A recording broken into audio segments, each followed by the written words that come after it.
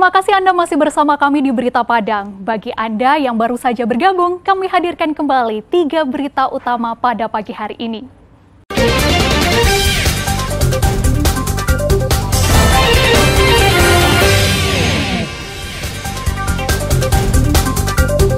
Lebih dari 1.000 alat peraga kampanye dibuka paksa oleh Bawaslu Pariaman.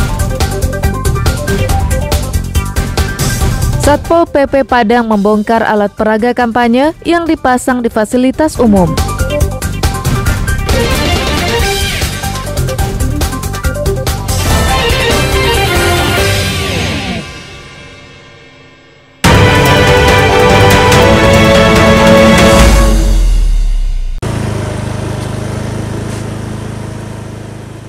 Entah apa yang membuat peserta pemilu ini tak mengindahkan aturan pemilu mengenai pemasangan alat peraga kampanye. Mereka memasang APK di sepanjang ruas jalan yang dianggap strategis untuk memperkenalkan diri kepada masyarakat. Padahal, lokasi pemasangan APK ini telah diatur di lokasi-lokasi yang diperbolehkan untuk dipasang. Lebih 1.000 APK dicopot oleh tim gabungan Bawaslu Pariaman pada Rabu siang. APK ini dipasang di fasilitas umum seperti tiang listrik, pohon kayu, dan di taman kota. Salah satu akibat dari pemasangan APK di fasilitas umum ini, yakni merusak keindahan kota. Penertiban dilakukan sebagai bentuk sanksi administrasi terhadap peserta pemilu yang tak mengindahkan ketentuan, serta teguran yang telah diberikan oleh pemerintah daerah. Bukan penertiban terhadap alat peraga kampanye dan bahan kampanye yang pemasangannya tidak sesuai dengan aturan. Karena memang dalam proses pemasangan alat peraga kampanye dan bahan kampanye ada tempat-tempat terlarang yang tidak boleh terpasang. Nah, dari hasil pengawasan kita ternyata ada beberapa peserta pemilu memasang alat peraga kampanye dan bahan kampanye yang tempat-tempat terlarang.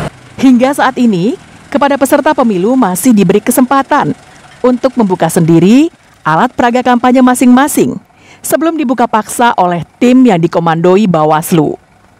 Eki Rafki melaporkan dari Pariaman.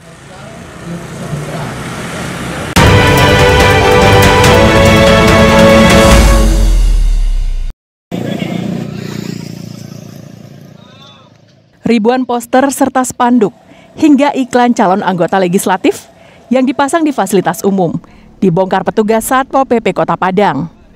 Pembongkaran dilakukan di sejumlah lokasi jalan utama di Kota Padang pada Selasa malam. Penertiban dilakukan karena alat peraga kampanye itu melanggar Perda Nomor 11 Tahun 2005 tentang ketentraman dan ketertiban umum. Di antara APK yang melanggar Perda itu adalah APK yang dipasang di pohon, tiang listrik, dan tiang telepon, serta APK yang dipasang di badan jalan.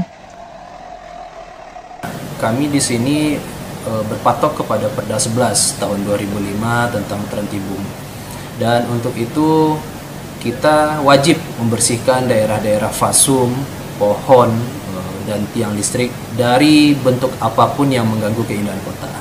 Dan untuk itu kita sudah bersihkan, untuk daerah-daerah protokol itu sudah kita laksanakan pembersihan. Satpol PP akan terus melakukan pemantauan dan pembongkaran jika masih ada alat peraga kampanye yang masih terpasang di lokasi yang dilarang.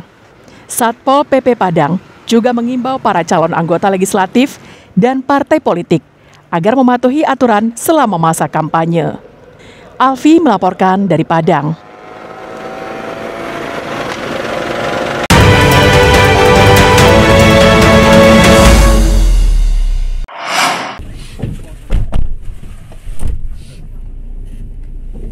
Tak butuh waktu lama, satu persatu pelaku pembacokan di Jalan Bypass Pariaman pada Minggu dini hari diringkus polisi.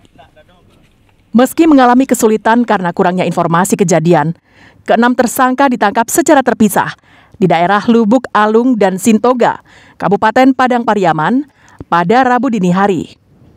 Mirisnya, 4 dari 6 pelaku ini masih di bawah umur.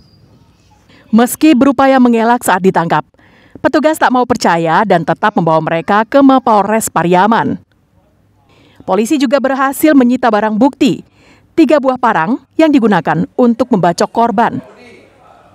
Keenam pelaku yang tergabung dalam geng motor anak petarung ini sangat meresahkan warga Pariaman karena sering berkeliaran di malam hari dan tak jarang melukai korbannya, terutama terhadap anak-anak yang tengah berada di tempat yang sepi.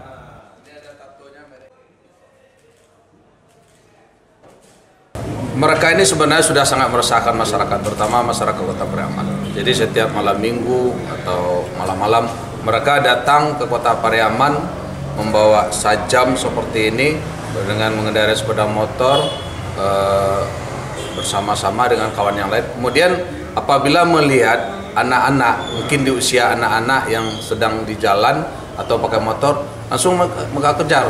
Hasil pemeriksaan terungkap, ada 5 anggota geng petarung ini yang masih berkeliaran dan saat ini tengah diburu polisi karena petugas telah mengantongi identitas mereka.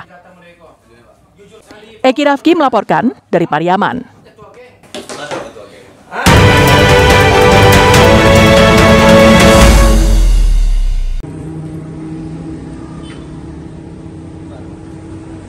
Seorang warga didampingi 3 kuasa hukumnya melaporkan Bupati Pasaman Barat ke Badan Pengawas Pemilu Pasaman Barat berikut dengan bukti video rekaman.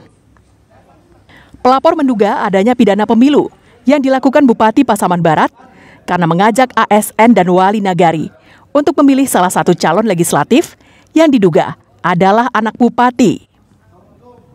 Dalam video rekaman yang direkam pada tanggal 10 Januari lalu, Bupati Pasaman Barat di rumah dinasnya mengarahkan pemilihan ke salah satu calon anggota DPR RI.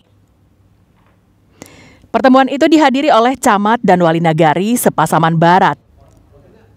Aksi sang bupati ini direkam oleh salah seorang peserta dan menyebar di media sosial.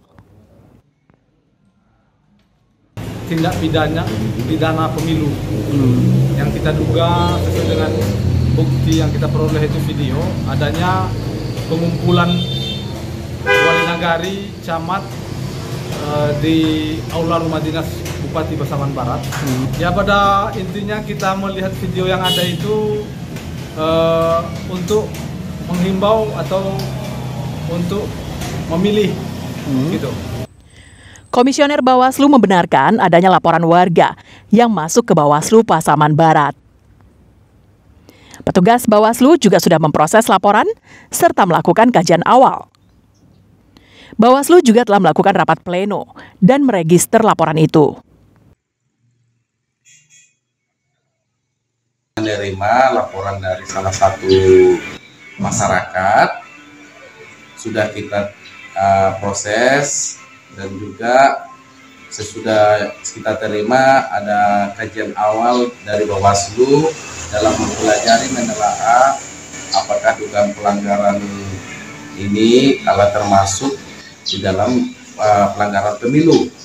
Tahap selanjutnya, Bawaslu juga akan menggelar penegakan hukum terpadu dan akan berkoordinasi untuk mendalami laporan dan bukti-bukti yang ada.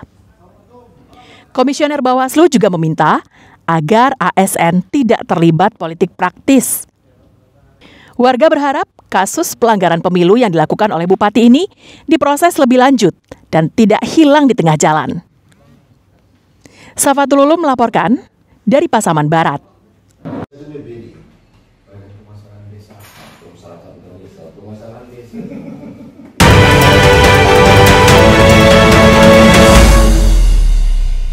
Saudara, informasi tadi sekaligus menutup berita Padang pagi ini. Saya Fri Meriana beserta tim redaksi yang bertugas mengucapkan terima kasih. Sampai jumpa.